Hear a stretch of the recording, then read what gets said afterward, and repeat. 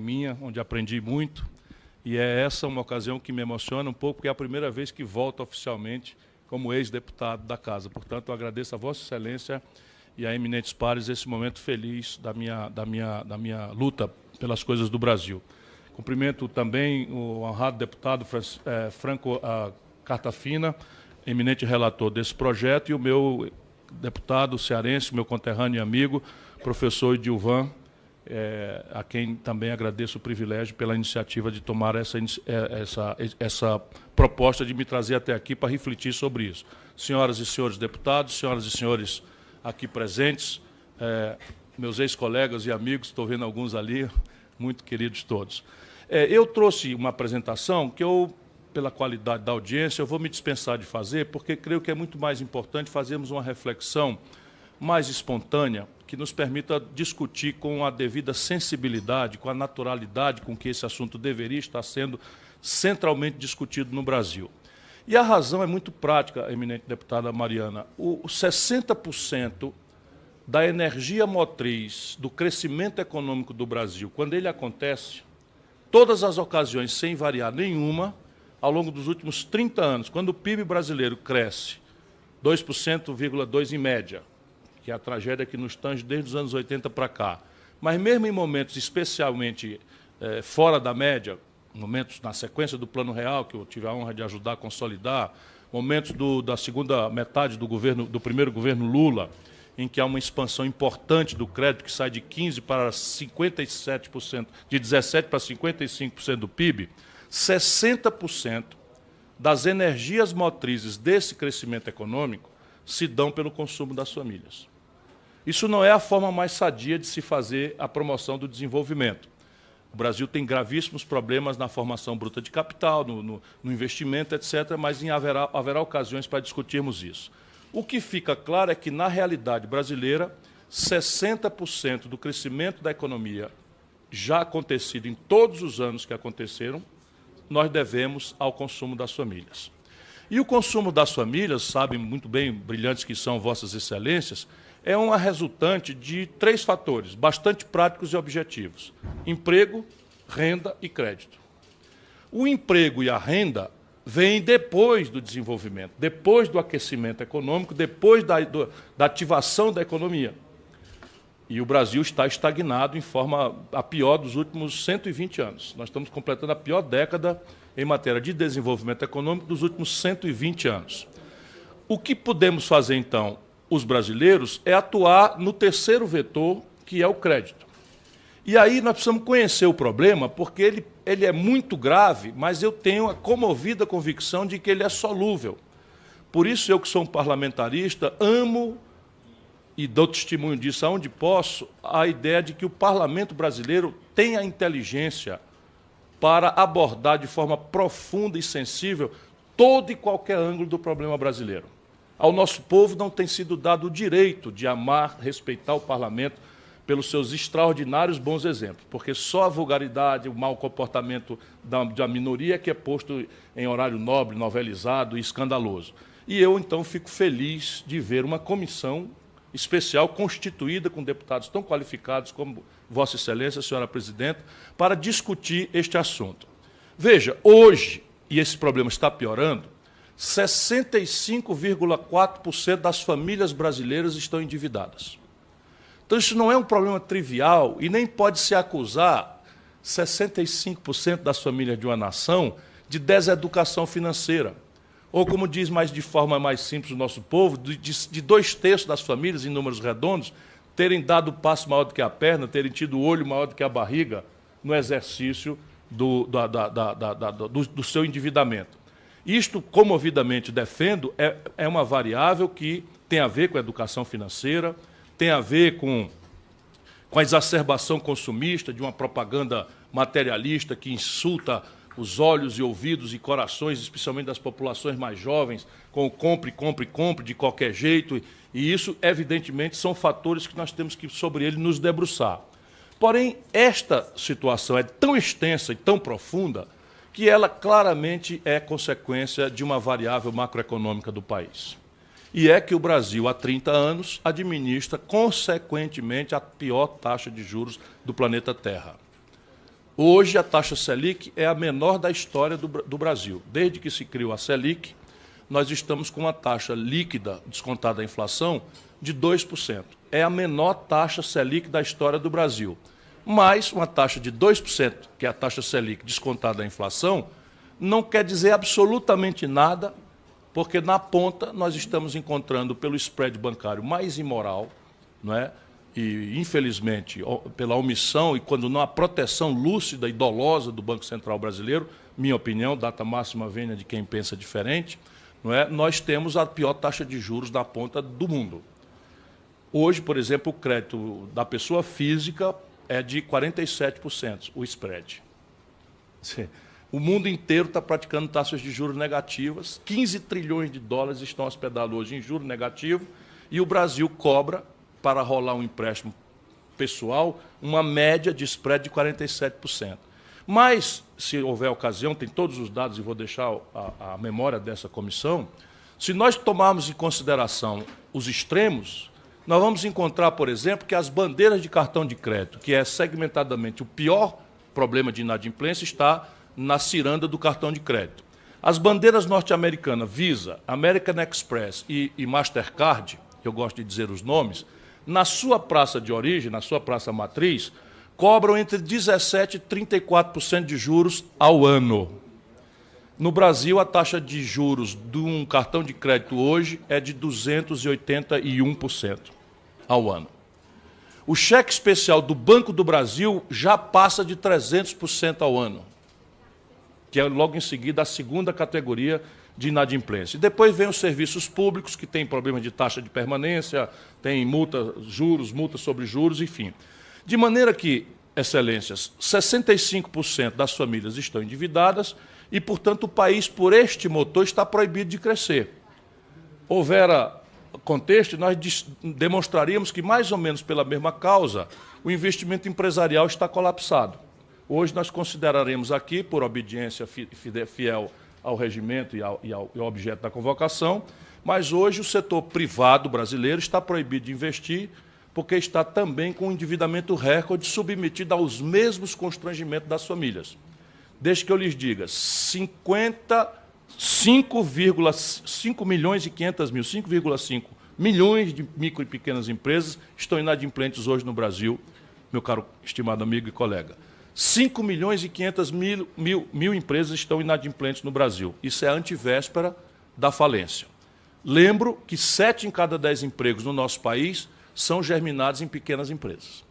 Portanto, nós estamos aí matando estruturalmente, não por acaso, por esses meses agora o Brasil, pela primeira vez na sua história, já tem mais trabalhadores na informalidade do que trabalhadores no mercado formal de trabalho, no mundo formal do trabalho.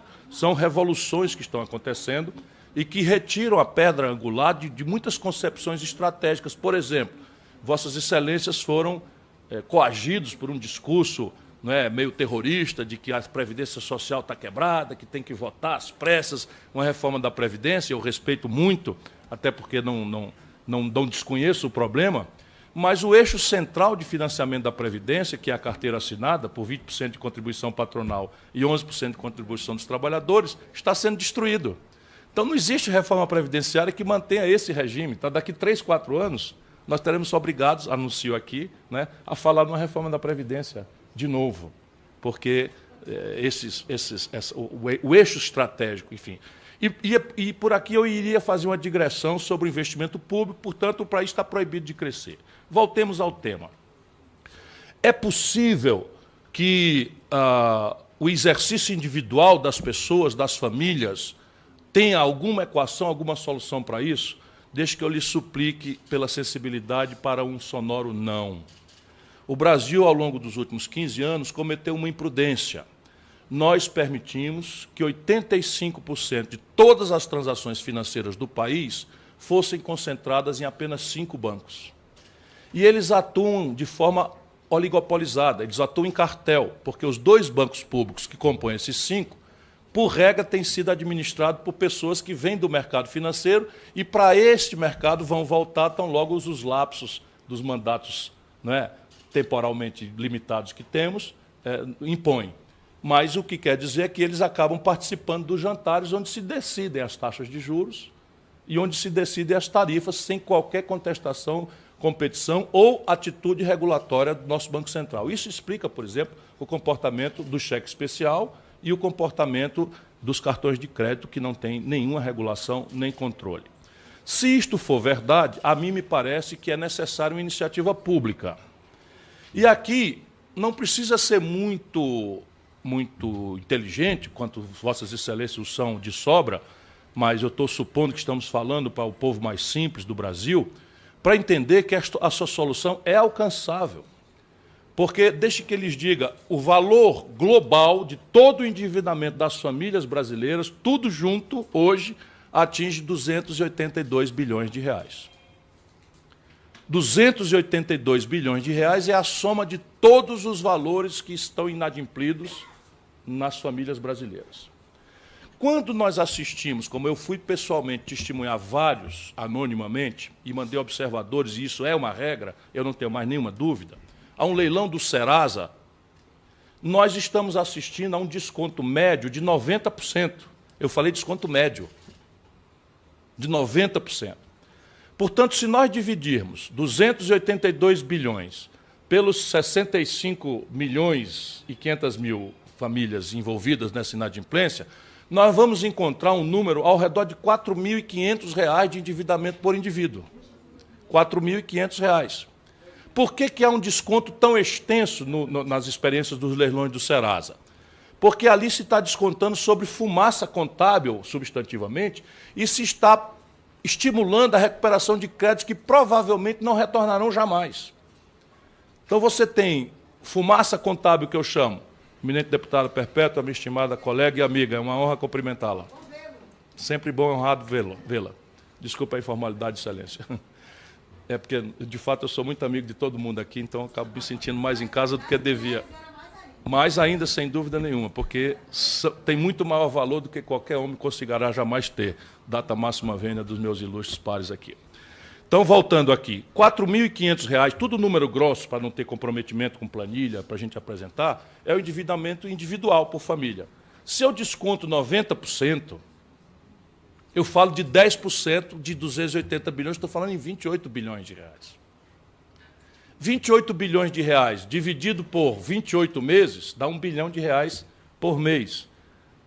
Tem alguma dificuldade, para quem conhece a contabilidade do Banco do Brasil e da Caixa Econômica, franqueados aos bancos privados, a faculdade de abrir uma linha de crédito para refinanciar esses créditos, depois que o governo fizer uma mediação com o seu prestígio, com a sua força, com o seu poder regulatório, com os seus poderes compensatórios sobre bancos, cartões de crédito, corretoras financeiras, agências do setor público. Ou imagina que a Copasa em São Paulo, a Copasa em Minas Gerais, ou a Sabesp em São Paulo, não seriam sensíveis a uma renegociação importante se o governo, por exemplo, federal, fizesse um trade-off qualquer, um entendimento qualquer de compatibilizar isso com o endividamento do setor público de São Paulo, de Minas Gerais, para capitalizar no futuro mais próximo. Enfim, apenas descomprimir o resgate, a iliquidez, porque o nosso povo desempregado ou empurrado para a informalidade não dá conta de pagar os 10%.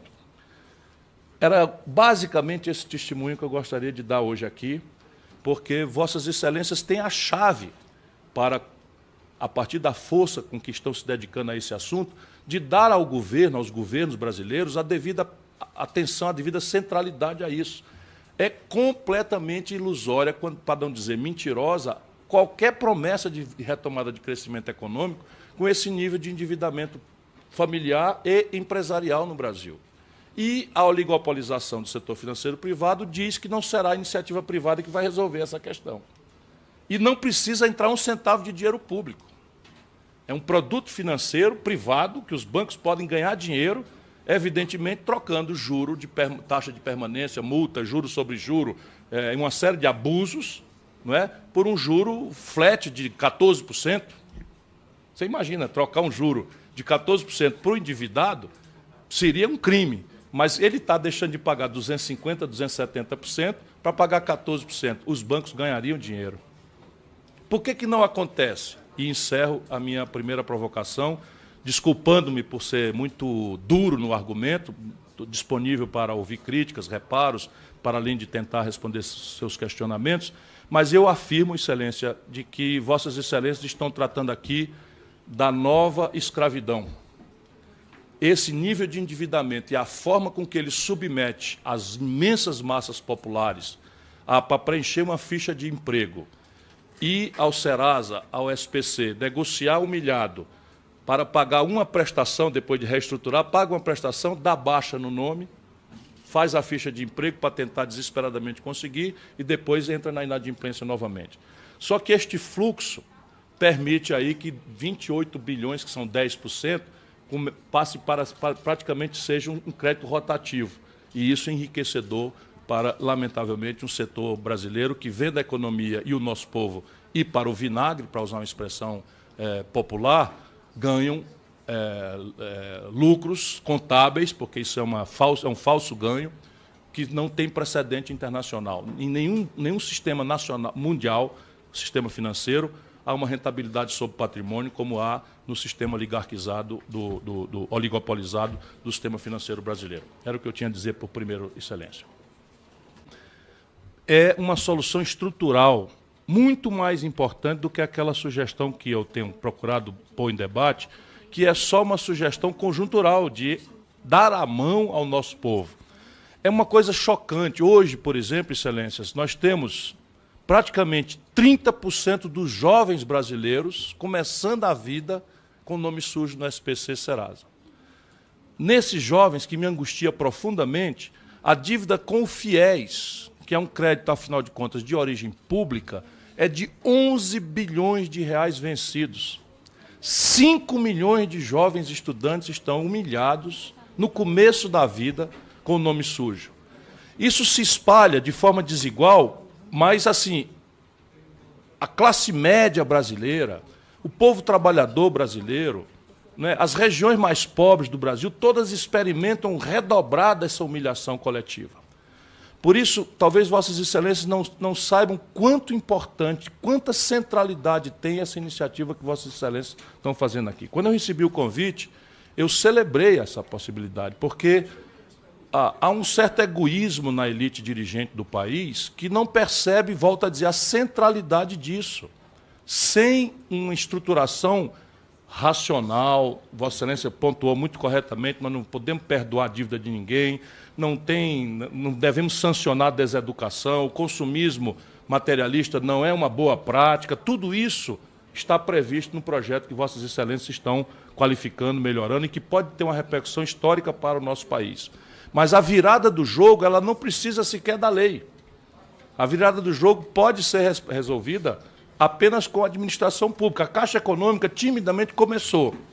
A Caixa Econômica Federal agora, de 2 meses para cá, só para os seus clientes, começou a fazer um esforço, não é, de mudança.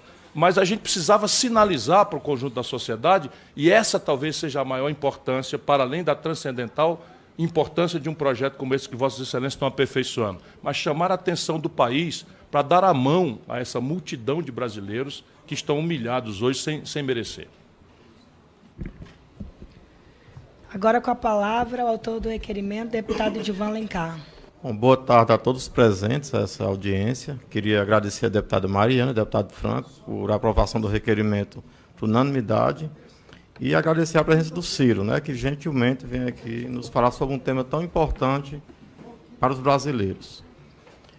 O Ceará implantou a educação financeira no ensino médio e nós ficamos surpresos com o desconhecimento da juventude em relação a questões centrais, como juro, né, endividamento. Então, assim, ainda existe no estado do Ceará. Eu até pedi que isso fosse ampliado a nível do Brasil, a entidade que estavam presentes naquele momento. Eu quero fazer 2 perguntas rápidas ao expositor, Ciro. Em 9 de agosto teve um programa eleitoral, um debate presidencial, acho que foi na Band, e esse tema veio à tona e com muita repercussão, né? O programa Nome Limpo, nomes como Aval Solidário, vieram aí bem discutidos pela população brasileira. E eu pergunto, o mercado financeiro como reagiu? Procuraram o então presidenciável? As entidades de defesa do consumidor, como é que eles receberam essa proposta? A minha segunda pergunta diz respeito a esse momento que nós estamos passando agora, né? 40 bilhões de reais estão aí disponíveis para saque do FGTS, né, Maurinho? E as pesquisas mostram que 67% da população vai sacar esse recurso. E vão usar, 56% das pessoas vão usar para pagar dívidas. E eu pergunto, não se perdeu uma oportunidade aí de se negociar esse valor com os bancos? Não poderia ter atrelado algum fato para melhorar essa questão? São esses dois posicionamentos, Ciro. Eminente deputado Edilvan, nós cearenses devemos aos educadores cearenses, entre os quais cresce Vossa Excelência com grande destaque. O deputado Edilvan foi eleito pela comunidade da educação no Ceará, tem números absolutamente extraordinários, nossa comunidade deve a ele a sua dedicação, o seu amor. E uma das coisas pioneiras é que nós introduzimos na educação, no ensino médio do Ceará, a lógica da educação financeira. Vossas Excelências, de novo, talvez não percebam quanta importância tem o que estão fazendo aqui nessa iniciativa. Hoje, uma firma qualquer liga para um senhor, o jovem já é um problema, mas para ligar para um idoso com dificuldades para pagar remédio e oferecer um crédito consignado com toda a simplicidade que a publicidade oferece e não diz a ele que ele vai pagar 3% de juros ao mês, que esse juro é composto, que o camarada tira R$100, paga 3% no primeiro mês e depois vai pagar 3% sobre 103, depois 3% sobre 103 inflado por 103, uma bola de neve que ele jamais terá condição de pagar, jamais. Eu tenho os números aqui de idosos que estão nessa condição. Isso é absolutamente selvagem, na minha opinião. Portanto, meu caro deputado Edilvan, quando eu apresentei esse assunto, ele foi apresentado depois de muita reflexão. E eu não tenho nem muito mérito nisso, não, a não ser a minha sensibilidade que me faz me preocupar com o assunto e desafiar as equipes que me ajudam a pensar. Parte deles estão... dois deles mais relevantes estão aqui. O colega de Vossas Excelências, deputado Mauro Benevides Filho, que tem sido meu braço direito em assuntos econômicos, professor Nelson Marconi, da Fundação Getúlio Vargas, que está ali atrás, que lidera também uma vasta equipe. E foi quando a gente começou a discutir e percebemos nós próprios que era possível. Que era muito mais do que possível, era perfeitamente praticável de forma simples. Quando no debate eu anunciei, perguntei ao candidato Bolsonaro, na época que eu fui colega aqui na Câmara, e até avisei para ele que eu ia perguntar isso antes, que eu não gosto de pegadinha, essas coisas e tal. E ele falou assim para mim, em público, ele disse, ora, isso daí importa em 3 PIB. Por quê? Porque as pessoas pensam isso mesmo, e eu estou dando valor, são 282 bilhões de reais. É muito dinheiro, mas não são 3 PIBs, pelo contrário, é uma ninharia em relação ao PIB brasileiro, sendo grave, não quero minimizar o problema. Como é que o mercado recebe? Num primeiro momento, houve um ceticismo, e eu, então, aproveitei e fui dar os cálculos, a memória de cálculo, mostrar os cálculos, peguei vários depoimentos filmados do leilão do Serasa, onde, espontaneamente, qualquer devedor, Vossas Excelências podem examinar isso, qualquer devedor desprotegido pode chegar no leilão do Serasa e obter um desconto de 95%. Mas o desconto era de 90% geral. Se a gente aplica um desconto desse, que é dado ao cidadão avulso, tendo o governo podendo chamar os grandes crediários, as grandes financeiras, as grandes corretoras, os grandes prestadores de serviço público de telefonia e fazer um grande entendimento, que não precisa, volto a dizer, entrar dinheiro público, basta aqui você compensar com fluxos, etc., etc., uma dívida privada, que continuaria sendo privada e honrada de forma privada pelos reais devedores, portanto, 0 centavo de dinheiro público.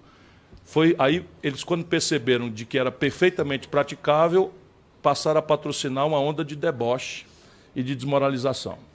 Então, é uma onda de deboche, por quê? Porque esse fluxo gera muito dinheiro. Porque, desgraçadamente, se a inadimplência é desse tamanho, volto a dizer, há um fluxo em que o cidadão, constrangido por necessidades urgentes, vai lá e renova, renegocia. E, para renegociar, ele paga com casca e tudo o que não estava devendo ou que poderia não pagar se houvesse uma reestruturação, estou sendo pleonástico, se houvesse uma reestruturação orgânica desse passivo, que só será alcançado, volto a dizer, pela mediação política, dado que o sistema financeiro privado hiperconcentrou em apenas 5 bancos 85% das transações financeiras. Sim, é uma ocasião de ouro que está se perdendo. A liberação individual para 45 milhões de brasileiros de R$500 vai ser a força, praticamente toda ela usada para abater parte da dívida, de novo, inflada pela fumaça contábil de juro sobre juro, de taxa de permanência. Deixa eu dizer a Vossas Excelências, só para ter uma ideia, eu fui prefeito de Fortaleza e meu jovem secretário de Finanças de então, era o deputado hoje, Mauro Benevides Filho. Pois bem, eu, secretário de Finanças, eu acreditava que o Banco do Brasil não iria jamais fraudar a contabilidade da Prefeitura de Fortaleza. O Banco do Brasil, banco público, não iria jamais fraudar a contabilidade dos empréstimos que a Prefeitura de Fortaleza devia ao Banco do Brasil. O Mauro, que é muito experiente, me mostrou que o Banco do Brasil estava fraudando a conta de Fortaleza, fazendo cálculos em cima de juros sobre juros, taxa de permanência, abusos, etc., etc., multas que não cabiam, de maneira que nós conseguimos um desconto na dívida consolidada de Fortaleza de algo ao redor de 15%. 15%, 16% era fraude contra uma prefeitura de uma capital que é a quinta cidade do Brasil. Imaginem, Vossas Excelências, como é importante a proteção que estão aqui preparando para o nosso povo mais pobre, desvalido, abandonado, explorado, não é? O que não estão fazendo com o nosso povo desprotegido por aí afora, esse mundo selvagem da especulação financeira. Portanto, abrir mão de uma contrapartida de uma liberação do FGTS para uma consolidação disso é, de fato, uma oportunidade de ouro que está se dissipando no Brasil. Com a palavra, o deputado Sérgio Vidigal. Excelência, no querido Espírito Santo, e ver com que orgulho e carinho o povo de lá lhe abraça. E não é para menos, Vossa Excelência está sempre ligado às melhores causas, e é para mim uma honra muito grande tentar responder seus questionamentos, todos em linha com assuntos muito sérios. Por que o governo brasileiro tem hoje, durante o governo Bolsonaro, a menor taxa Selic da história do Brasil? Isso é até um certo constrangimento para o pensamento progressista, onde eu me filio, mas é constrangedor, porém verdadeiro, afirmar que o Bolsonaro paga hoje uma taxa Selic metade da menor que a esquerda já houve na história do Brasil, capacidade por muito pouco tempo de pagar. E isso está puxando também o spread, mas a distância entre a taxa Selic, que é de 2% descontada da inflação, a taxa Selic hoje está em 5 pontos. A inflação ao redor de 3, você tem 2 pontos de juro real. Isso é facilitado porque o capitalismo mundial está vivendo uma situação absolutamente única na história. No futuro, os historiadores registrarão como uma inflexão, talvez mortal, para finalmente acabar o ciclo do capitalismo rentista que está matando a humanidade, não é só o Brasil. É que hoje nós temos ao redor de 15 trilhões de dólares hospedados em juro negativo no mundo. Há uma insegurança brutal causada pela tensão entre a China e os Estados Unidos na parte comercial. Há uma estagnação econômica importante nos principais centros dinâmicos da economia, inclusive a economia americana está esfriando de uma forma absolutamente rápida, o que tende a reduzir a taxa ainda mais negativamente nos Estados Unidos, descontada a inflação. Na Europa, isso tudo. E isso, então, dá uma oportunidade de ouro ao Brasil, não é, de trazer essa taxa para um patamar inferior à rentabilidade média dos negócios. Também deixa eu explicar aqui, porque eu não estou falando a Vossas Excelências, pelo fio do seu coração, estou falando ao povo brasileiro, e Vossas Excelências estão dando a oportunidade de tratar um assunto que ninguém trata. É uma coisa impressionante como mexe com a vida humilhante de todo o nosso povo, e as pessoas, na grande direção do Brasil, não tratam disso com a centralidade que Vossas Excelências estão fazendo. Portanto, eu estou comovido aqui, estou até meio exagerado. Mas veja, na questão do Brasil, da inadimplência no Brasil, o juro na ponta é um problema regulatório de competição. Essa é a primeira parte que Vossa Excelência me pergunta. Por que a Selic é tão baixa? No mundo não há rival de produto financeiro rivalizando com a aplicação no Brasil, que seria teoricamente de mais risco, embora nunca tenha inadimplido nenhum título público brasileiro, nunca aconteceu, nós até tombamos na dívida externa, referida a dólar, mas título público do Brasil não há uma única razão na história, o Brasil nunca inadimpliu, nunca deixou de pagar rigorosamente em dia, à custa de sacrifícios os mais tenebrosos, em momentos terríveis, não é? E o Brasil nunca faltou para justificar um spread, ou seja, uma taxa de risco. Mas ainda assim a taxa de risco é a menor da história, a diferença, porque o juro lá fora está negativo. Daí sucede uma evidência. Qual é a evidência? É o comportamento oligopolizado do setor financeiro. Não há competição no Brasil. Só deixa eu dizer a Vossa Excelência, quando eu fui ministro da Fazenda, ajudei a consolidar o Plano Real, com muita honra e orgulho, servindo ao país, sob a liderança do presidente Itamar Franco. O Ceará tinha 5 bancos. Minas Gerais tinha 12 bancos. Hoje, no Brasil, 85%, vou repetir, 85% das transações financeiras estão concentradas em 5 bancos. O Banco Central não permite, não deixa, atrapalha, adia eternamente a regulação das tais fintechs, que é uma novidade importante de agravar a competição, que é o banco eletrônico, o banco virtual, o banco que não tem branch, que não tem sede, que não tem custos fixos mais relevantes e que podem rivalizar em desconto de duplicata, que é uma transação importante para a pequena empresa no Brasil, e que está cobrando 1,75% de juro ao mês, eminente deputado. Lá na sua Vitória, na Serra, ou em Cachoeiro do Itapemirim, na linda Espírito Santo, 1,75% de juro ao mês. Isso lá dá 42% de juros. Qual é o negócio da economia real, na agricultura, na pecuária, na indústria, no comércio, no serviço, que rende 47% de lucro? Essa é a explicação, falta competição e regulação. Por exemplo, eu, deputado aqui, tive a honra de pertencer a essa grande escola de civismo, que é o Parlamento Brasileiro, toquei uma tarefa relevante, relatar o novo projeto do novo CAD. E eu fiz o diabo para botar os bancos no CAD, porque não é o órgão que fiscaliza a concorrência, que proíbe fusões que manipulam o mercado. Não deixaram.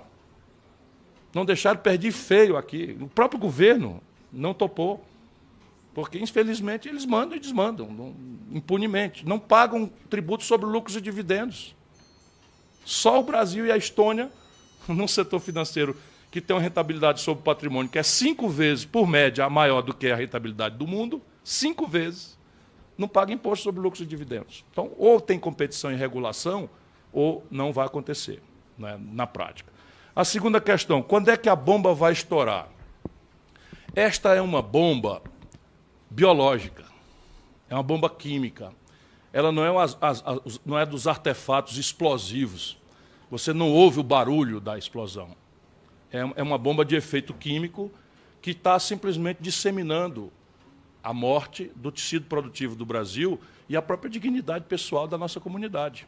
Porque, né, imagina, 65% das famílias brasileiras estão com algum nível de endividamento, já no nível da humilhação. E se sente, cada um deles, o pior dos homens, a pior das mulheres, porque está todo dia achando que ele que deu passo além da perna, quando, na verdade, são aposentados que caíram no crédito consignado para comprar remédio, que estão subindo bastante acima da inflação, porque 80% da química fina do Brasil é dolarizada, porque nós abrimos mão de ter uma política industrial de comércio exterior ao longo desses anos todos, é o país que mais se desindustrializa no mundo. E aí, Vossa Excelência pergunta, é suficiente a lei? Não, a lei vai ajudar muito para o futuro, mas ela não tem efeito nenhum sobre o presente, que é um legado de um passado descuidado. Portanto, assim, a minha militância aqui, a honra que eu estou experimentando é de pedir a Vossas Excelências, de suplicar que Vossas Excelências façam muito mais do que já estão fazendo, que é ajudar para o futuro. Não deixe esse assunto cair de novo no esquecimento. Põe luz nele. Só o poder político vai salvar o nosso povo, não tem outro poder. O poder econômico não está interessado nisso, só o poder político tem essa sensibilidade. Obrigada. Com a palavra... É uma honra e um privilégio, eminente deputado e minha estimada amiga e companheira Perpétua, que, enfim, faz a honra da gente da Amazônia, da gente querida do Acre, dos 22 municípios do Acre, tão querido por ela. Eu conheço 18 pessoalmente, tenho ali uma afeição muito grande, e para as pessoas saberem onde é que fica Senador Guiomar, ou Sena Madureira, ou Epitácio Holândia, vai demorar um pouco, mas é meu orgulho, porque eu amo o Brasil e a Perpétua, a eminente deputada Perpétua, sabe desse carinho. Pontuando as brilhantes palavras de Vossa Excelência, que, na verdade, não tem nada senão eu repeti-las com a qualificação do meu testemunho, modesto que seja. O jovem brasileiro, hoje, de 18 a 24 anos, está 32% abertamente desempregado. 32%. A nossa taxa de desemprego nominal aberto é de 12,1%. E em alguns critérios desce para 11,9%. Entre os jovens de 18 a 24 anos, o desemprego aberto vai a 32%. E eu considero que esse endividamento entre os jovens, sabendo a vida real que é a vida da periferia das cidades, né, do mundo mais pobre das cidades, em que o gavião do narcotráfico voa por ali oferecendo os encantos, né, de uma diária de 50, 60, 70, até R$100, dependendo do lugar, para que ele caia na ilusão de ser um aviãozinho, um distribuidor de minúsculas quantidades, e depois bucha de canhão para o morticínio desta estúpida guerra contra as drogas, já perdida. Não que eu acho que a droga seja uma coisa contra a qual se deva ter menos dureza, apenas parece que essa metodologia fracassou. Nós, no Brasil, tínhamos 320 mil pessoas aprisionadas em 2006. Hoje temos 760 mil pessoas presas no Brasil por uma vaga de carceragem de 380 mil. E isso nós estamos ensinando o crime organizado e obrigando os jovens brasileiros a se filiarem a facções criminosas. Isso é um verdadeiro genocídio. Portanto, é neste ponto que incide uma iniciativa como a de Vossa Excelência ou qualquer outra que nós, que tenhamos algum poder, possamos tomar. Nós precisamos dar a mão à população e às duas pontas, o jovem e o idoso. Deputada Perpétua, Vossa Excelência não é obrigada porque se dedica a 1000 assuntos, não é? E não tenho o privilégio que eu tenho de ter equipes, né, multidisciplinares, vindas aí dos meus relacionamentos de muitos anos de vida. Mas o custo operacional de um empréstimo consignado é perto de zero. Quer dizer, quanto é que um banco gasta para fazer um empréstimo cujo pagamento é consignado na folha e retido pelo pagador? E o juro aí chega a 3% ao mês. Se eu falo isso numa universidade no estrangeiro, todo mundo bota a mão no ouvido, achando que é o meu mau inglês ou a tradução que errou. Porque lá 3% de juro é ao ano. Pardon-me. Sim, estou falando 3% de juro ao mês para um crédito com risco de inadimplência. Zero, porque... Qual é a inadimplência, pelo amor de Deus? É retido na fonte, no pagamento. Isto é uma questão regulatória, em linha com as melhores práticas internacionais. Eu sou meio tosco, meio truculento, meio das antigas. Quando eu assumi o governo do Ceará, eu proibi, porque eu considerava um crime. Proibi fazer empréstimo consignado na folha de pagamento do Ceará. Proibi, porque considerava, como considera ainda hoje, se não for regulado, um crime. Porque o nosso idoso ele não sabe calcular juro composto, não é obrigado a saber disso. Nenhum de nós, aliás, é obrigado a saber disso, a calcular o juro composto. Você imagina uma coisa dessa? Como é a história de pró-rata? Né? Só os economistas doutorados em Vanderbilt são capazes de ver a perversidade que está nisso. Portanto, deputada, conte comigo. E o exemplo que Vossa Excelência deu deve mexer com a consciência de todos nós. Porque é razoável que nós compreendamos a necessidade de estimular o empresariado. Eu não tenho nenhum preconceito, nem Vossa Excelência, não carregamos nada, nenhum estigma. Mas qual é a explicação para ano sim, o outro também, ao longo dos últimos 20 anos, nós fazemos um refis que dá desconto de multa, correção monetária, juros sobre dinheiro público, e depois parcelamos o saldo em 199 meses, e não temos capacidade de fazer com dinheiro privado uma reestruturação do passivo das famílias brasileiras? É muita perversidade, é muito egoísmo, é muito amor ao dinheiro pelo dinheiro e muita desconsideração pela humilhação de uma nação inteira. 65% das famílias do Brasil estão endividadas. Se fosse 2 milhões, 3 milhões... era um problema de passo maior do que a perna, mas 65 milhões é um problema de engenharia macroeconômica, produzida pela política econômica brasileira, que é toda ela orientada para isso, para tirar dinheiro de quem produz e trabalha e transferir para o setor financeiro. E eu fico muito feliz de reencontrá-la aqui, depois de tantos caminhares pelo seu querido Rio de Janeiro, né, da capital e das regiões todas, né, a região dos Lagos, região serrana, a região de Campos, né, a Baixada Fluminense, que Vossa Excelência conhece como a palma da mão, e adora, por isso também é muito bem querido por todos lá. Vossa Excelência fala coisas todas muito conexas e cada qual mais complexa, que não seria eu agora cansar-lhes todos com isso. Porém, algumas ideias básicas estão na inteligência dos seus questionamentos. Há um equívoco grave, né, nos momentos atuais, contemporâneos brasileiros, para não baixar aqui minha motivação mais nobre possível, pela honra que estou experimentando de estar aqui, eu não vou entrar no mundanismo de situação oposição nessa hora. Mas, se nós tomarmos, não é, os números da Alemanha, o maior custo por hora trabalhada do planeta Terra, os custos por hora trabalhada da China, que ultrapassaram os custos por hora trabalhada do Brasil, e os custos por hora trabalhada do Brasil, que estão em queda, as duas economias cujo custo por hora trabalhada estão em ascensão importante, vão muito melhor e evoluem muito melhormente do que a economia nossa brasileira. Por um truísmo que o capitalista apressado do Brasil parece que ter perdido a noção. O truísmo o capitalismo moderno, é o capitalismo de consumo de massas. Então, o consumo de massas, ele presume algumas características, escala, padronização, financiamento dramaticamente barato, mas também, e especialmente, a renda. Por uma obviedade, como é que eu vou afirmar o consumo de massa se o consumidor não tem renda? Porque não tem emprego, porque não tem renda, porque não tem crédito.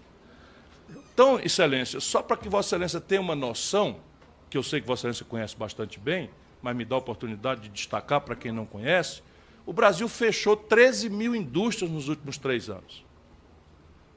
É o pior processo de desindustrialização da história do capitalismo mundial.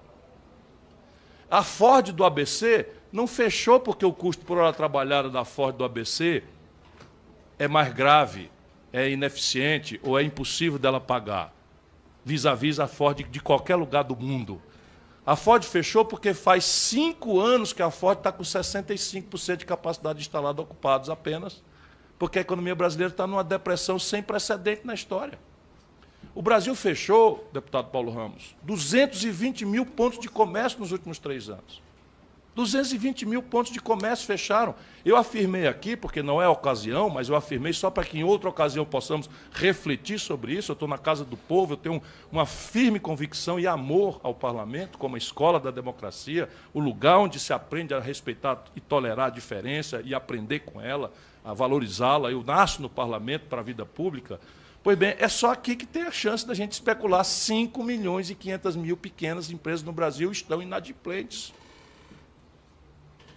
7 em cada 10 empregos do nosso país vêm de pequena empresa. Se 5 milhões e 500 mil estão inadimplentes, é a antivéspera da falência. Isso é porque se perdeu a noção, se destrói a renda e depois não se compreende por que a economia, o tecido econômico brasileiro está decaindo de uma forma absolutamente grave. E aí vem algumas providências que são muito loucas, data máxima vênia, de quem pensa diferente, até porque isso é um debate, eu estou tendo essa honra aqui, mas não quero ser nem de longe dono da verdade, apenas eu sou um pouco mais velho, estou atraquejado já, lembro, Pompeu, que eu assinei a nota de real, isso já ia 30 anos atrás, sei lá quantos anos atrás, eu ainda tinha cabelo na época. Pois bem, neste momento do Brasil, não é, a questão do cadastro positivo, parece, volto a dizer, data máxima vênia, porque muita gente de boa fé entrou nisso. Isto se chama crueldade, do meu ponto de vista.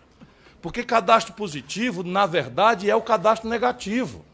Ora, óbvio, se eu faço uma lista de todos os CPFs e CNPJs que estão adimplentes, que estão positivos, eu imediatamente, isso é um algoritmo fácil de fazer, o meu computador segrega 100% dos CNPJs e CPFs que estão inadimplentes. Isto vai liquidar a capacidade de rolagem de dívida do nosso povo.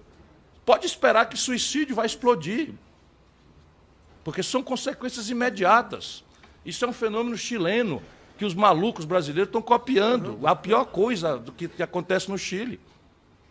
Para dar um exemplo, como agora se anunciou, se Vossa Senhora estiver extrapolando, me corrija, me puna, por favor, porque eu sei que eu devo me ater ao tema. Mas criar conta bancária em dólar no Brasil? Vão trazer para cá, para o Brasil, a pior perversão que liquidou para esta geração inteira a grande nação argentina. Conta em dólar. Conta de pessoa física em dólar. Estão imaginando criar isso no Brasil. Desculpa, é só um desabafo, porque é a maluquice de hoje. Eu estava voltando ao cadastro positivo que tem a ver com o tema. E aí nós temos projeto nacional. Ora, projeto significa uma coisa muito simples de ser entendida. Alguém imagina que um país com esta complexidade estratégica e com um mundo com a sofisticação desafiadora com que está nos cercando, é possível que uma nação como a nossa enfrente os problemas na base da reação ao varejo do dia a dia? Quem de nós sabe para onde está tangendo o país em matéria de ciência, tecnologia, inovação, que é o outro nome de soberania? Sem inteligência adestrada, tecnologicamente, não há como mandar no próprio nariz. Isso é muito simples de entender. Portanto, a ideia de celebrarmos um projeto me parece uma obviedade inadiável, mas a perversão neoliberal, data máxima vênia de quem pensa diferente, abomina a própria palavra, porque alimenta uma crença que a observação empírica já desmoralizou faz tempo, e a crise de 2008 enterrou, né, de que o mercado tem a capacidade de resolver essa contradição. O mercado é indispensável, não está aqui outra pessoa. Estou aqui eu, Ciro Gomes, não é, que colabora para que o Estado do Ceará seja um ambiente muito bom para investidores. Nós estamos nos industrializando, estamos acelerando nossa economia. Eu, portanto, sei bastante bem que o mercado é indispensável ao progresso humano. Mas isso é uma coisa, outra coisa é acreditar que o mercado tem condição de resolver problemas concretos da estratégia de desenvolvimento do país. Porque deixado solto é juro negativo contra juro alto. Deixado solto é tecnologia de ponta contra retardo tecnológico extenso. Deixado solto é mega escala, por oligopólios e monopólios e trustes e cartéis globais, contra 7 em cada 10 empregos germinados em pequena empresa. Eminente deputado Fontana, é uma honra e uma alegria cumprimentá-lo, permita a excelência, é sempre uma emoção rever os meus velhos amigos, porque eu tenho grande admiração também. Portanto, na questão do projeto nacional, é uma ideia, mas como é que vira o jogo? O fundo do projeto é a gente construir poupança, é coordenar estrategicamente governo, empresariado, academia, é fazer uma aposta definitiva ingente. Eu estava hoje apresentando o Observatório Trabalhista, nós estamos decaindo em tudo isso. Mas a virada do jogo necessariamente nos apanha observando a realidade de hoje no Brasil. Dívida das famílias, a maior da história e em ascensão. Dívida inadimplida, dívida já vencida. Dívida das empresas, a maior da história. O Brasil está devendo, o Brasil privado, está devendo 1 trilhão e 400 bilhões de reais. Parte substantiva disso indo para a inadimplência e sem que os bancos queiram renovar. Puderam, o governo brasileiro, e só o nosso, remunera os saldos de caixa dos bancos. Deputado Fontana, o banco não tem onde aplicar, bota na gaveta do Banco Central e eles remuneram. O Brasil faz isso. Então, para que eu vou emprestar e correr isso? O endividamento do setor público. Haverá ocasião também, o Brasil chegou agora a 5 trilhões e 700 bilhões de reais. Um quarto disso, cavalheiros e damas, é um negócio absolutamente opaco que subtrai da vigilância do Congresso Nacional o controle da dívida pública. Constitucionalmente, só quem pode emitir dívida pública é o Tesouro. Pois bem, o Banco Central brasileiro carrega um quarto da dívida pública brasileira, 1 trilhão e 400 bilhões de reais, no negócio chamado Operação Compromissada, cuja característica de prazo e de juros ninguém conhece. Quando eu consigo falar com velhos amigos do Banco Central, que estão apavorados com essa loucura, me falam em prazo de 4 dias para vencer 1 trilhão de reais. Haverá ocasião de discutirmos o endividamento do setor público, mas não tem projeto se você exaure todas as energias de quem produz e trabalha para drenar para a dívida. E sem financiamento não tem economia. Com a palavra, Jovem deputado. Eminente jovem deputado Paulo Ganim, muito jovem, né? Do meu ponto de vista, então, dramaticamente jovem. Eu não tive, de fato, ainda, não tinha, de fato, o privilégio de conhecê-lo, mas cumprimento e agradeço a honra com que nós pudemos discutir. E eu, de fato, a essa altura da minha vida, sexagenário, né, eu não me sinto mais nem um pingo à vontade para me sentir dono da verdade em tempos de transformação do mundo. Eu não me sinto seguro para amar nenhuma verdade até que outra melhor se apresente à minha inteligência.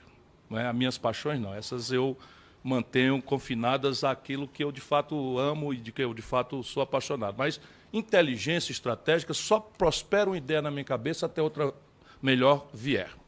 Eu, francamente, discordo da premissa, das considerações de Vossa Excelência, por razões modelares. Vamos tomar o específico caso, que eu não quero cometer a indelicadeza de tomar posições que são muito notórias, as minhas posições fora desse ambiente sagrado, que é o parlamento, para mim, no assunto que me distingue, por expertise mais técnica, por algum precedente da minha preocupação com esse assunto. Mas, se nós olharmos a experiência real da humanidade, os pais fundadores do mais sofisticado país capitalista do mundo determinaram algumas regulações na partida. Eles regularam, os norte-americanos, né, os pais fundadores norte-americanos, eles regularam na partida porque consideravam absolutamente hostis potencialmente à democracia, às liberdades, às franquias, né, do pluralismo, da moral luterana que eles cultivam na fundação da grande América do Norte. Pois bem, um era o poder dos bancos. Eu morei nos Estados Unidos, fui visiting scholar em Harvard, e eu era obrigado a hospedar a conta da minha bolsa de estudos no Bay Bank da Cambridge, da Harvard Square, porque Cambridge era uma pequena cidade conurbada com Boston, separada pelo rio Charles, pois o Banco de Boston, sediado em Boston, não podia ter agência em Cambridge, que era simplesmente um rio com uma ponte separando uma da outra. Eles promoveram a desregulação e deu em 2008 a subprime. Hoje é pacífico, assim, se Vossa Excelência quiser antagonizar, eu ouvirei com maior paciência, mas eu tenho frequentado esse debate. Hoje é absolutamente pacífico entre os acadêmicos, pelo menos, eu não quero ser aquele que vai monopolizar a opinião de ninguém, mas eu não conheço. Larry Summers, por exemplo, sempre foi mainstream, foi reitor de Harvard, foi secretário do Tesouro americano, com quem eu tive uma altercação, porque era contra o Plano Real. Todos estão percebendo claramente que foi um erro a desregulamentação do sistema financeiro americano, e a isto se atribui a causação da maior crise do capitalismo moderno, que é 2008. Subprime virou, na verdade, uma jogatina, um cassino absolutamente assintoso, e também ninguém precisa ser gênio para entender. Desregulado, os bancos, então, se sentiram autorizados, lá não é um capitalismo nepotista, como é o nosso aqui. Então, os grandes executivos são remunerados pela rentabilidade da contabilidade do ano. Então, tomavam a casa, financiavam a casa, que valia de verdade 100, financiavam a casa por 150, vendiam até a cédula hipotecária por 180, futurando uma valorização que vinha do passado, puxada por essa especulação, e na quinta operação, baseada neste fato real, que era o financiamento de uma casa, era 5 vezes o valor da casa inflada. Quando puxou a conta, que começaram a vencer, a inadimplência explodiu, percebeu-se que aquilo era um grande cassino, era uma pirâmide. Como a gente sabe, a gente conhece aqui na história, uma pirâmide. Inventaram uma pirâmide e a cada ano, eminente deputado Fontana, Vossa Excelência que representa tão bem o povo brasileiro a partir do Rio Grande, sempre com muita decência, correção e competência. Pois bem, a cada ano, o balanço dos bancos registrava nominais lucros exorbitantes, que, aliás, é a realidade dos bancos brasileiros. É a realidade dos bancos brasileiros. Eles estão registrando lucros contábeis. Mas, do jeito que estão brincando com fogo, também está na avaliação do eminente deputado, é um lucro escritural. Porque, daqui a pouco, quem vai pagar isso? O setor público brasileiro está revelando limites. 80% do PIB de dívida pública nunca aconteceu no Brasil. Vai acontecer esse ano. Vai acontecer esse ano. 5,7 trilhões de valor nominal da dívida bruta brasileira. Agora, neste momento, vai a 6 este ano. Porque a Selic está a 2 e a dívida cresce 14. Qual é a explicação? A Selic é a R$2, né, descontada da inflação. E a dívida cresce 14. Porque é um jogo fraudulento de pré-pós, informação privilegiada, telefonema falando de título ligado a câmbio, etc., etc., operação compromissada do Banco Central, que não existe em nenhum lugar do planeta Terra. E como é que se alcança essas aberrações se não for pela regulação? Sabe como é que se faz concorrência? Isso é que é mercado é concorrência. Sabe quantos bancos remanescem? Eu estou falando só o sistema americano. 5 mil bancos, eminente deputada Mariana, competem pelo consumidor de crédito nos Estados Unidos. 5 mil bancos. Depois de uma desregulação brutal em que o meu Bay Bank, virou Fleet, virou Banco de Boston, virou não sei o quê, virou de tantas fusões e incorporações, 5 mil bancos competem. Como é que um banco compete com outro? Reduzindo taxa de juros e tarifas. No Brasil não tem essa competição. Eles sentam, fazem um jantar e combinam a taxa de juros e as tarifas. E o brasileiro que engula. Por quê? Porque não tem regulação, porque não tem órgão controlador, que é o Banco Central, que está entregue para eles há anos, no caso brasileiro, não é de agora. Isso é a minha convicção neste assunto específico. Quanto à questão de subsídio ao crédito, nós precisamos entender o desdobramento prático, eminente deputado, da consequência desta denúncia. Porque o Brasil, no balanço de pagamentos de manufaturados, quando cresceu os pífios 2% médios, o Brasil apresentou, ainda no governo Dilma, um buraco na conta de manufaturado de 130 bilhões de dólares. Fácil de entender, o Brasil, que é o mais que se desindustrializa, cresce o consumo, nós não temos produção, importa. E ao importar 130 bilhões de dólares, como saldo entre o manufaturado, isso está se acabando, o Brasil está liquidando a manufatura, e aí fica uma conta para ser paga com o quê? Com agronegócio e mineração. O senhor acha que haveria algum agronegócio nesse país se alguém fosse produzir no campo pagando 42% de juros ao ano? Só se Vossa Excelência vive em Ipanema, no Rio de Janeiro, e não conhece nenhuma horta. Porque 42% de juros no campo simplesmente acaba o agronegócio em 12 meses. Essa é uma questão que é um trade-off.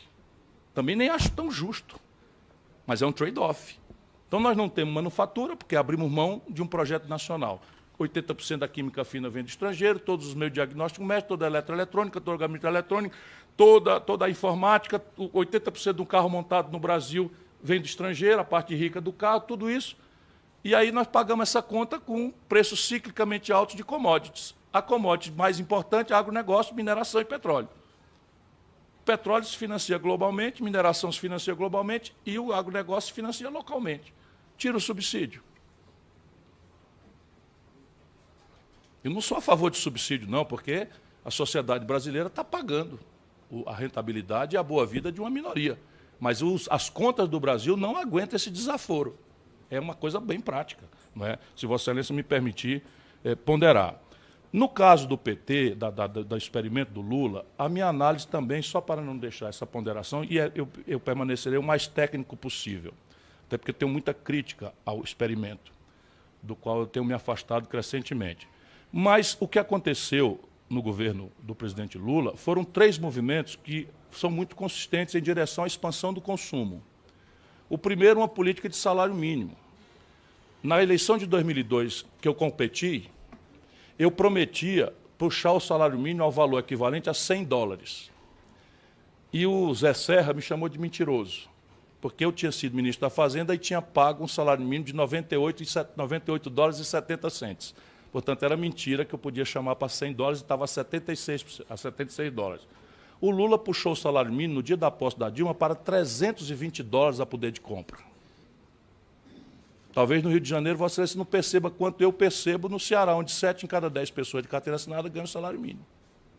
E passaram da classe D e E de não poder consumir nada para poder comprar liquidificador, micro-ondas, geladeira, fazer um puxadinho, melhorar a sua casa, botar o filho numa escola mais decente, etc, etc, etc. Esse é um movimento. O outro é crédito. O Brasil tinha 17% do PIB como crédito. Vossa Excelência conhece a experiência capitalista. Nos americanos são 110% do PIB crédito. No Brasil era 17%. O presidente Lula puxa para 55% do PIB de crédito. Crédito consignado, crédito do BNDES. E não é política de campeões nacionais, que eu também considero um grosseiro equívoco, porque, na verdade, vimos clientelismo e corrupção. Tanto não está aqui quem não está vendo as coisas. Eu estou vendo com os mesmos olhos, de franqueza, de respeito a Vossas Excelências, principalmente a Vossa Excelência, que me dá a oportunidade de refletir um pouco mais estrategicamente, até encarecendo desculpas, porque estou navegando fora do tema, mas é a inteligência de Vossa Excelência que me inspira. Não é?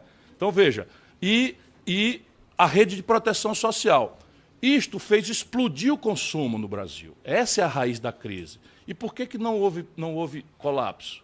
Porque, nesta época, a China, fazendo o oposto do Brasil, e o oposto daquelas premissas do raciocínio de Vossa Excelência, data máxima vênia, quero muito discutir para aprender, A China, fazendo o oposto do ideário neoliberal, a China puxa o preço das commodities para valores nunca experimentados.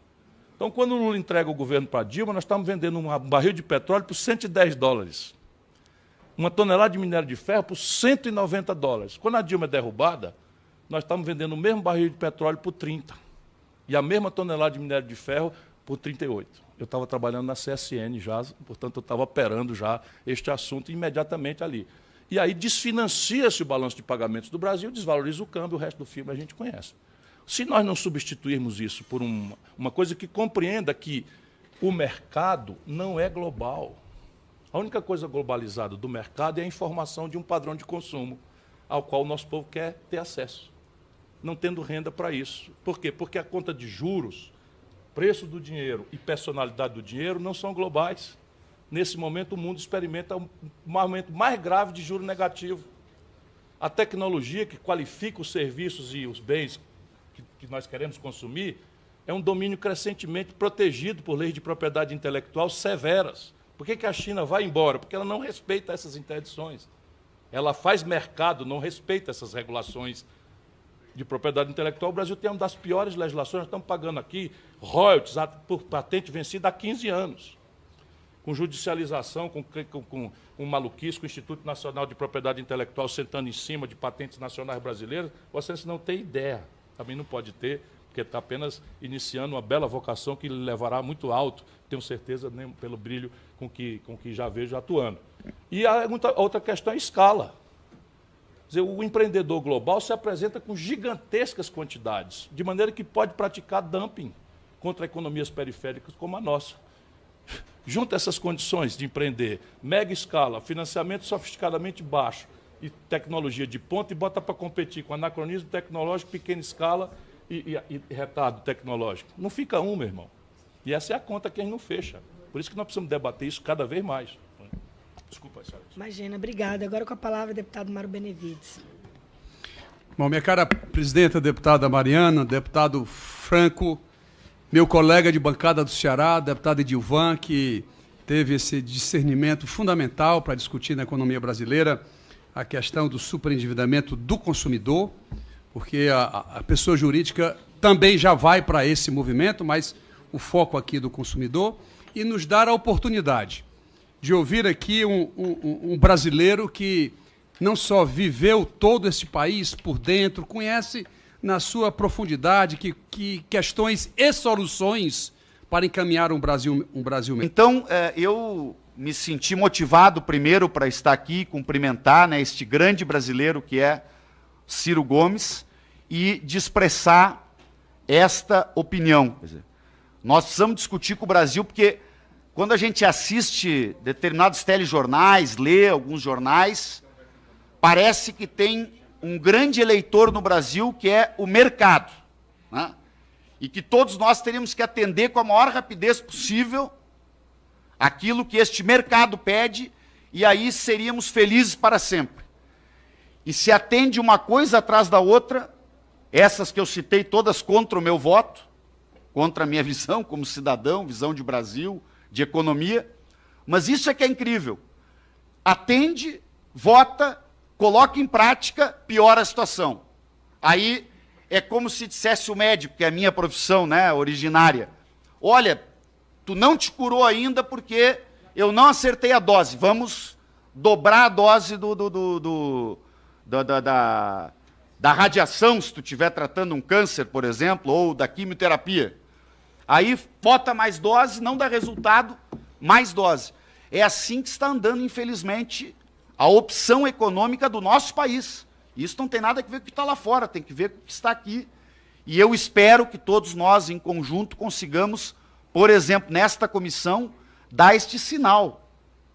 Não dá para dizer, o meu também amigo Ganime, que estava aqui, o mercado, ele resolve algumas coisas, mas ele não resolve tudo. Então, nem tudo ao mercado, nem nada ao mercado. Quer dizer, tem muitas coisas que sim, a livre concorrência opera. Agora, quando há um processo de superendividamento, como este que é o motivo desta comissão, tem que se tomar medidas para devolver as pessoas para a normalidade do consumo, da vida, etc. Não é dizer, olha, fizeste a dívida, agora pague, como se fosse uma questão moral, né, assim, de que a pessoa que está endividada, ela foi irresponsável e não tiveram intercorrências na sua vida ou na economia do país que geraram esta situação de impasse. Então, meus cumprimentos, meu grande abraço a ti, Ciro, muito bom te ouvir aqui nesta comissão e esta reflexão para contribuir com os colegas.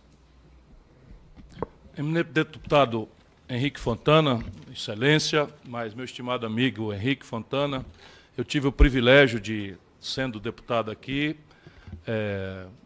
talvez de 2 de cada 3 dias sentar ao lado do Henrique Fontana pelas afinidades, pela admiração, que só crescem, né? Não é pela presença gentil, cordial, sempre fraterna e amistosa com que ele sempre me distingue, mas é porque ele é, de fato, uma exceção à regra que hoje faz com que nosso povo tenha perdido a crença, até injustamente, na vida pública. O Fontana é bem o oposto, um exemplo de dignidade, de correção, de busca equilibrada, porque ele tem essa virtude também, além de ser firme, duro, consegue a doçura da serenidade, não é? E eu vendo o Fontana, que também é um companheiro e um amigo da grande terra gaúcha, me vem à mente outro verso do hino, né, que eu acho o hino mais lindo de todos os hinos dos estados brasileiros, porque ele é bem o exemplo. Diz um verso do hino do gaúcho, que povo, eu vou só fazer uma tradução rápida, uma reprodução rápida, sem a poesia, mas diz o verso, basicamente, a lição é que povo sem virtude termina por ser escravo. E o Fontana é bem um exemplo de um homem de virtude e faz disso um exercício pleno do seu dia a dia. 2 rapidíssimas ponderações para as irrespondíveis ponderações que o Fontana fez. Primeira, se a ciência que se nos vende, né, para mim é ideologia de 5ª categoria, mas para ser a ciência que se nos vende como boa, e que ele diz, faz isso, faça aquilo, a gente vai fazendo, e a resposta não acontece, poderíamos inverter antes de tantas experiências trágicas e fazer uma pergunta singela que o cientista normalmente faz ao observar a realidade, porque o acadêmico que não observa a realidade pode estar laborando em grave erro. Aonde funcionou pelo menos um precedente esse receituário? Deputada presidente, isso é chocante. Aonde funcionou, na experiência humana, histórica ou na atual geografia do planeta, um exemplo sequer? Vale mencionar Singapura, vale mencionar qualquer lugar do planeta Terra onde esse ideário funcionou. Mas, a partir de 2008, não há mais quem o defenda. Academicamente, entre os pioneiros da formulação da tal ciência boa, que se vende para nós como tal, sendo ideologia de 5ª categoria. Agora, o precedente oposto. Quais são as experiências históricas de êxito civilizatório? Todas elas tiveram um Estado forte, parceiro de iniciativa forte, com uma academia ocupada instantaneamente de responder ao desafio técnico-científico do desafio desenvolvimentista a si posto. Na história e na contemporaneidade, pelo amor de Deus, é só abrir a janela. A televisão hoje é uma janela para o mundo. Olha o que acontece com a Coreia do Sul, com Singapura, com Malásia, com Vietnã, com China. Em 1980, eminente Henrique, meu amigo Henrique, em 1980, o Brasil, com 160 milhões, tinha o mesmo tamanho de comércio internacional da China, já com 800 milhões de habitantes. Nós éramos ontem, em 1980, um país 6 vezes mais rico, 4 vezes mais rico do que a China. A indústria brasileira equivalia à soma da indústria da China, do Vietnã, da Malásia e de Singapura, juntos, e ainda sobrava um tanto. Hoje a China é quase 16 vezes a produção industrial brasileira. Eles estão errados e nós é que estamos certos, que tivemos 30% do PIB industrial em 1980 e hoje temos 11%. Isso é um disparate absoluto, se Vossa Excelência, senhora presidente, me permite usar essa palavra grosseira. Muito obrigado mais uma vez pela atenção. Obrigada. Eu queria fazer um registro do nosso presidente da OAB do Estado de Rondônia, doutor Elton, acompanhado também pelos advogados doutor Joaci e doutor Alex Sarkis. Sejam muito bem-vindos também. Obrigada pela participação de vocês nessa comissão.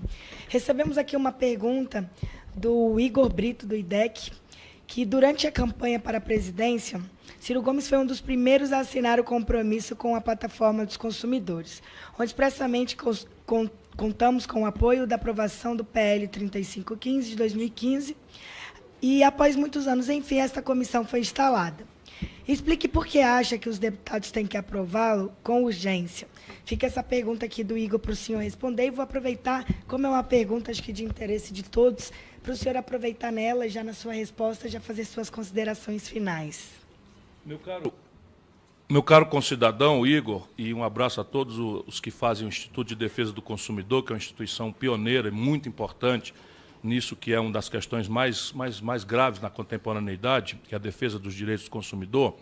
Eu não sou ninguém para dizer, entre os deputados, especialmente na comissão especial montada, da importância deste plano.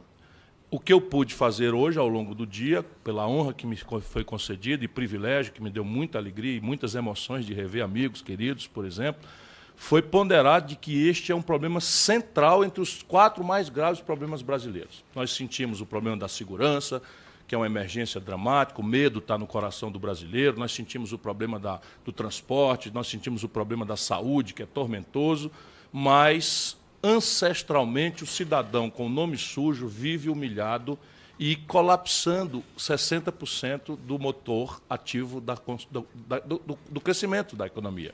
Sem o que não há emprego, não há salário, portanto também não há nada de positivo.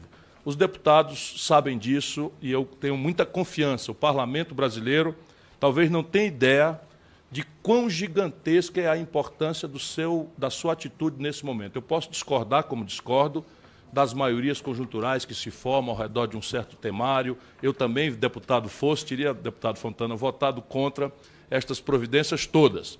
Porém, o parlamento brasileiro hoje é o último refúgio onde os democratas podem confiar que haverá uma resistência ativa que obriga aqueles que flertam com o autoritarismo e com a transgressão do muro do Estado de Direito Democrático para pular na aventura do outro lado.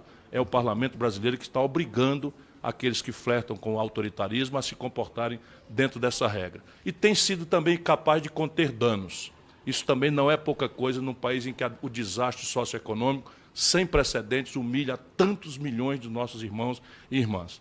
No mais, eminente deputada Mariana Carvalho, eu quero agradecer a Vossa Excelência o trato gentil, cordial, hospitaleiro. Eu quero agradecer ao eminente deputado Franco Carta Fina, a qualidade do debate, agradecer ao Idilvan, meu conterrâneo e amigo, nesse caso é suspeito, porque nós somos amigos demais, eu sou fã dele, ainda agora recentemente foi a festa do aniversário dele, a maior multidão que eu já vi reunida no Ceará, e hoje que eu estou acostumado a me reunir com multidões, e a todas as vossas excelências, que já está na hora de marcar a presença por provável votação nominal, meu muito obrigado, é minha honra e a minha disponibilidade. Toda a minha vivência, todos os dados, toda a minha experiência, senhora presidente, está à disposição dessa comissão. Muito obrigado pela honra. Nós que agradecemos a sua presença, a oportunidade e a disponibilidade do senhor estar aqui. Agradecemos ao deputado Idilvan também pelo requerimento, todos os deputados que aqui passaram, aqueles que se fizeram presentes para um tema tão importante, e que o senhor, depois dessas informações, possa trazer à comissão com todos esses dados que vão ser de extrema importância para esse relatório final que está à frente com o deputado Franco Carta Fina. Nada mais havendo a tratar, agradeço a presença de todos e convoco a audiência pública para o dia 15 de 10 de 2019, terça-feira, às 14h30, em plenário, a ser posteriormente informado. Está encerrada a presente sessão.